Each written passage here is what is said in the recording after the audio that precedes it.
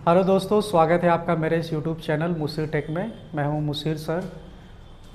तो triple C की तैयारी कराने के लिए मैं आप लोग को पर डे एक नई वीडियो देता रहता हूं, जिसमें मेरे यहाँ पर वाइट बोर्ड पर 3-4 क्वेश्चन मैंने लिखे फंडामेंटल में, जो एसबीआई 2012 से लेके 2014 तक, यानी कि स्टेट बैंक ऑफ इंडिया 2012 से 2014 तक में पूछे गए हैं। ठीक है, तो पहला सवाल आप लोग को मैं यहाँ पे बताता हूँ कि जैसे यहाँ पर पहला सवाल लिखा गया कि बुनियादी कंप्यूटर प्रोसेसिंग चक्र में सम्मिलित होता है। यहाँ पर मैंने जो क्वेश्चन लिखा है कि बुनियादी कंप्यूटर प्रोसेसिंग चक्र में सम्मिलित होता है, इसको मैंने 4 ऑप्शन आपके बना के दिए हैं। अगर आप लोग वीडियो को लाइव देख रहे होंगे तो आप इस चारों में से, यहाँ पर मैंने 4 पॉइंट डाल दिया है, चारों में से आपको ऑप्शन बताना है कि कौन सा है इसमें। ठीक है, मैंने जैसे यहाँ पर दिया है आउटपुट, इनपुट और प्रोसेसिंग, और चौथा मैं ले देता हूँ स्टोरेज। ये मैंने चौथा स्टोरेज दे दिया, स्टोरेज। इनमें से कौन सी ऐसी डिवाइस है जो आपके कंप्यूटर में इन चारों डिवाइसों को सम्मिलित करके आपके कंप्यूटर बुनियादी को सक्षम बनाता है, कार्य करने के सक्षम बनाता है। तो यहाँ पर देखिए आउटपुट जो होता है, आउटपुट यही आपके कंप्यूटर को बुनियादी चक्र में लेकर जाता है। कैसे? क्योंकि जब आप कंप्यूटर में कोई भी डेटा डालते हैं तो वो इनपुट होता है, उसके बाद वो प्रोसेसिंग होता है, उसके बाद वो आउटपुट होता है। तो रिज़ल्ट जो होता है चक्र के हिसाब से, जो रिज़ल्ट होता है वो हमारा आउटपुट होता है। दूसरे सवाल पे चलते हैं। दूसरा सवाल कहा जा रहा है कि प्रोसेस डेटा, यहाँ पर मैंने इसको डेटा लिखा है, प्रोसेस डेटा को कहते हैं। क्या कहते हैं प्रोसेस डेटा को? मतलब आप जब कंप्यूटर के अंदर डेटा को इनपुट कराते हैं, चाहे आपने ए लिखा, बी लिखा, 1 2 3 जो चाहे आपने वो लिखा, जैसे आप डेटा को अपने कंप्यूटर के अंदर लेकर जाते हैं तो वो फिर प्रोसेस होता है, मतलब प्रोसेसिंग डिवाइस। प्रोसेस होने के बाद वह डेटा कहाँ पर जाता है? वो डेटा जाता है आउटपुट के पास। कहाँ जाता है? आउटपुट। क्योंकि जब डेटा प्रोसेस हो जाता है, जब डेटा प्रोसेस हो जाता है, तो यहाँ पर ये रहा आउटपुट डिवाइस। जब डेटा प्रोसेस हो जाता है तो वो आपके कंप्यूटर पे आउटपुट हो जाता है, यानी कि बाहरी सतह पर दिखाई देता है। समझ में आने के बाद उसके बाद तीसरे क्वेश्चन पे चलें। जो बच्चे क्वेश्चन यहाँ पर नोट कर रहे हैं वो रिजल्ट कमेंट सेक्शन में दे सकते हैं, लेकिन जो बच्चों को समझ में नहीं आ रहा, मैं वहाँ पे 5 क्वेश्चन में बनाने की कोशिश करूँगा। तो तीसरा क्वेश्चन है कि कंप्यूटर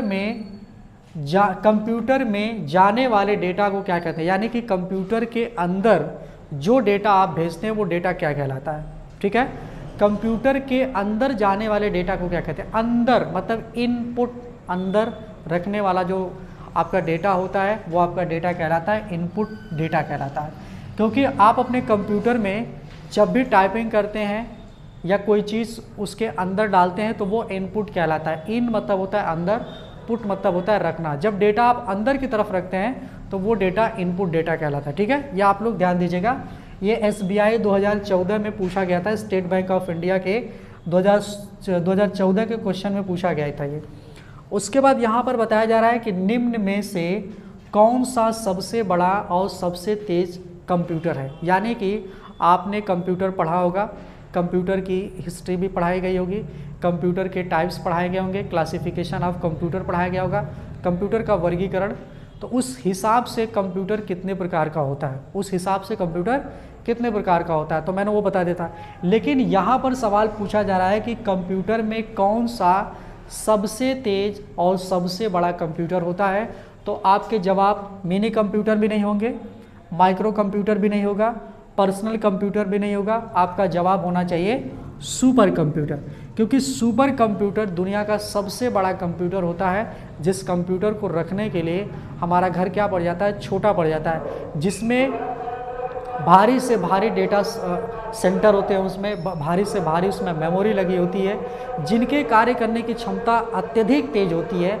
हम सोच भी नहीं सकते उतना तेज ये कंप्यूटर काम करता है। इसी वजह से आपका चौथा जो कंप्यूटर होगा वो कौन सा कंप्यूटर होगा? Super computer. अगर आपसे ये सवाल पूछा जाए कि दुनिया का सबसे तेज और सबसे बड़ा कंप्यूटर कौन सा है, तो आपका जवाब होगा सुपर कंप्यूटर दुनिया का सबसे तेज और सबसे बड़ा कंप्यूटर है। ठीक है, एक सवाल और मैं आप लोग को बताता हूँ कि जैसे मैं यहाँ पर इसको लिख देता हूँ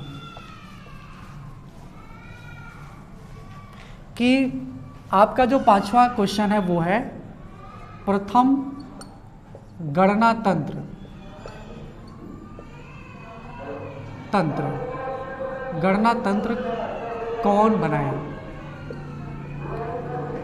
ठीक है, गणना तंत्र का मतलब होता है कैलकुलेटिंग डिवाइस। ठीक है, कैलकुलेशन मतलब होता है गणना करना, कैलकुलेटिंग डिवाइस का मतलब होता है गणना करने वाला यंत्र या तंत्र कह सकते हैं। तो ऑप्शन बहुत से हैं इसमें। पहला तो है आपका अबेकस, नंबर 2 है चार्ल्स बेबेज, नंबर 3 है एडिशन, नंबर 4 उपरोक्त सभी। ये मैंने यहाँ पर 4 ऑप्शन दे दिए हैं।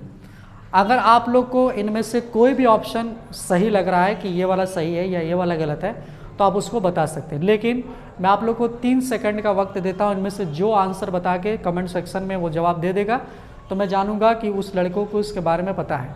तो मैं आप लोग को बताता हूँ, 3 सेकंड आपके हो चुके हैं। इनमें से प्रथम गणना तंत्र कौन बनाया? ठीक है, या कौन बनाया था, हम यहाँ पे थोड़ा सा बढ़ा देते हैं क्योंकि ये कौन बनाया था।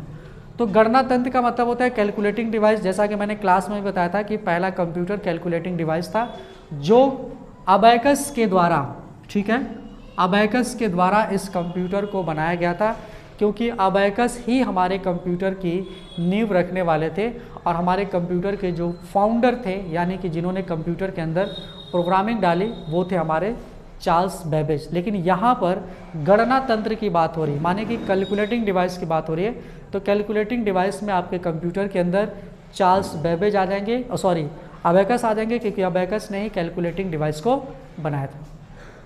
तो समझ में आ गई बात? आप सभी लोग इस पर ध्यान देते रहिएगा।